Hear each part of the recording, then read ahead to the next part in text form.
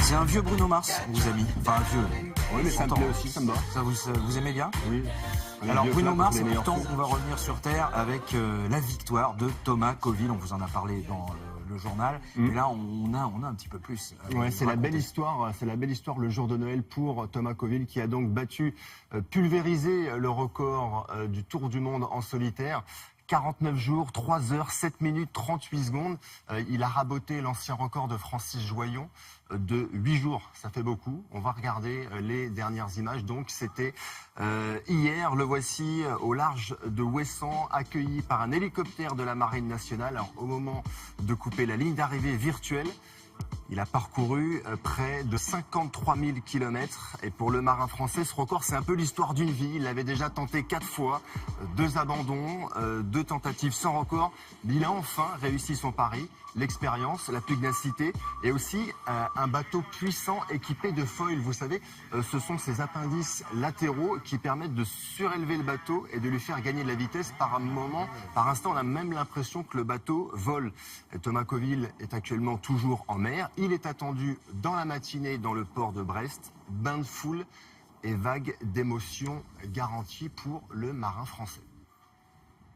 Il va probablement aller sur les traces de tous des Kersozon, etc. Donc on va voir des livres, on va le voir beaucoup. Il y a à un la lien radio, avec Kersozon d'ailleurs parce que son bateau, c'est la carcasse de Geronimo, l'ancien bateau d'Olivier de Kersozon. Comme quoi, il y a des deuxièmes vies, même en ce qui concerne la voile. On continue avec le Vendée Globe ou on passe au basket? C'est ça, le Vendée Globe. On reste dans l'eau avec 49 jours de mer déjà pour les marins.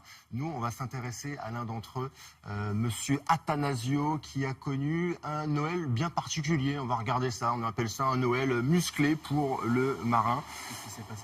Il est là, il est dans le Pacifique, au large des côtes australiennes. Je peux vous dire qu'il a attendu un petit moment avant d'ouvrir ses cadeaux de Noël. Attanasio, Romain de son prénom, est actuellement 18e de la course. Hier, la belle opération, c'était pour le deuxième, le Gallois Alex Thompson, qui a franchi le Cap Horn. Il a même repris un peu de temps sur Armel Lecléache, qui lui est toujours solide leader. Il remonte actuellement l'océan Atlantique.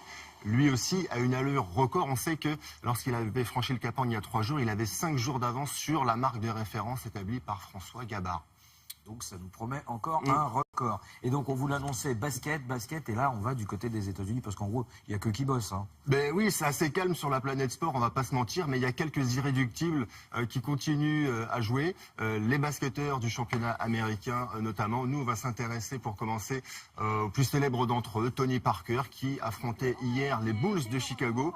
Le meneur de San Antonio qui connaît une saison un petit peu compliquée. Il a 34 ans, il est moins aussi prolifique, moins productif qu'avant. Il tourne seulement à 10 points de moyenne, un petit peu moins de 10 points de moyenne. C'est son plus faible total depuis son arrivée dans la Ligue. 20 points, lui. Il a fait, oui, même 23 points à une saison. Il avait été très bon. On parlait de lui dans la course pour le titre de meilleur joueur de l'année.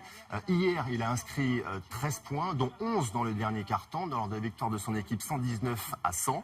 Parker moins productif, mais toujours essentiel dans le système de San Antonio. Joakim Noah, lui, joue désormais à New York. La saison passée, il jouait avec les Bulls de Chicago. Joakim Noah, saison un petit peu délicate pour lui aussi, moins de 5 points de moyenne pour le pivot français.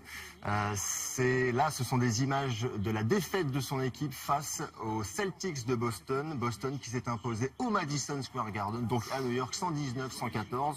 Joakim Noah, 8 points pour lui.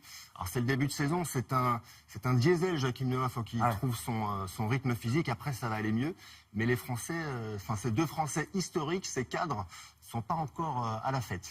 Et c'était un derby, parce que c'est Boston contre New York. Pas loin du tout, attention, ils se font la guéguerre. Et donc c'est Boston qui a humilié les Knicks sur leur propre terrain. Humilié, non, il y a 5 points d'écart. Du reste, New York fait une bonne saison. Ils sont 5e de la conférence Est, donc qualifiables pour les playoffs. Donc c'est bien. Donc on va revoir le petit Joakim Noah. Enfin, je dis le petit.